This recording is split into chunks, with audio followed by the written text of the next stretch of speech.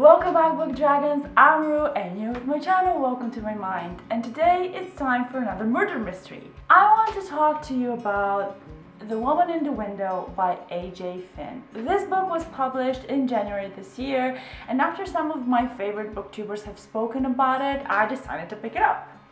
Plus, I was really in the mood for a murder. This review is full of spoilers, so if you're watching this, I just assume you know the plot of the book, but I'm gonna put a summary just in case. The story. The book lets us in the mind of Anna Fox, a psychologist who, for a very mysterious for the reader reason, has developed agoraphobia. She can't leave her house, she has no family or friends around. All she has is her camera and neighbors to watch.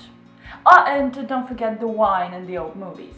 My thoughts. I had some previous knowledge about the plot of the book, so I wasn't surprised at all that about 80% of it was Anna's inner thoughts and struggles. For the most part, it was kind of interesting to get inside her head and try to understand her life. However, there were some moments when I was simply just craving for something to happen in the outside real world. Another thing that I should probably point out is that this book is most certainly not appropriate for people who struggle with alcohol addiction.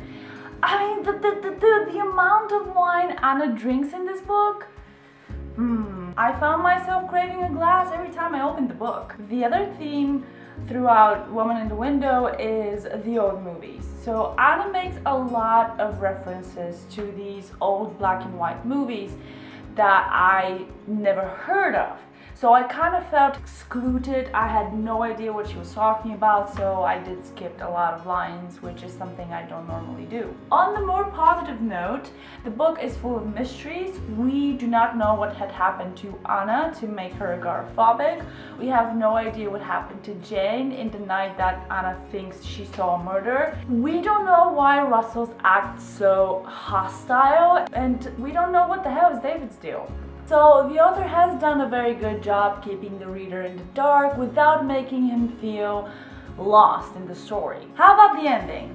To tell you the truth, I did not see that one coming, and it's probably because I really didn't want that to happen. In my head, I just thought that it would be just awesome if Jane, or the woman that pretended to be Jane, just turns out in the end and she's not dead and she has orchestrated the whole thing. She has befriended the very stalkery neighbor next door just so she can witness her murder, when in fact she is alive and well and she's just waiting for her husband to take the fault for her murder and then take Ethan and live happily ever after. Instead, we have Ethan, the son, who has killed his birth mother and is now obsessed with Anna. And don't get me wrong, I did pick up on the fact that there was something seriously wrong with Ethan from the very beginning. And I cannot deny that the psychopathic tendencies are described very well. But as I was reading the final chapters, I couldn't help but think that everything was just fitting way too perfectly, way too fast.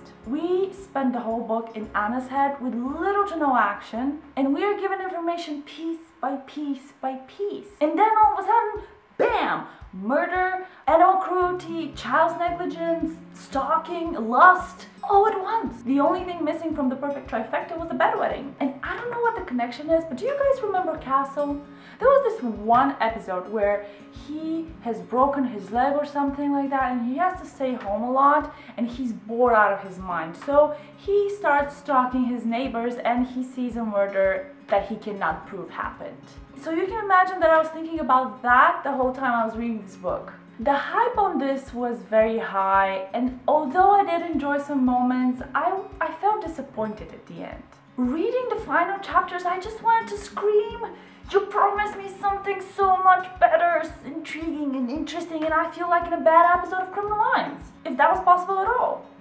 How many dragons? I gave the book 4 dragons because I didn't like the ending, because I didn't exactly feel well with the character of Ethan, and simply because I'm just furious that Anna didn't notice the cat has a broken limb the whole time. How can that be? She treated the poor thing like nothing better than a mob. That being said, I heard that this is a.j. Finn's debut, and because I like some of his ideas and the directions that he has taken within this book, I do think I'll be enjoying what he does in the future, because I hope it would be a little bit better. Let me know what you think about this book in the comment section down below, and if you agree with my review. If you don't, that's also fine. They're just my thoughts, my personal opinion. You could be in love with this book and it's all fine. If you like this review, please give it a thumbs up and subscribe to the channel if you haven't already, where I talk about a lot of books and TV shows and travels and beer. And if you enjoy these themes, well, you're gonna have a hell of fun in my channel. And if you do all of these things, I'll be very, very grateful, and I'll see you next time.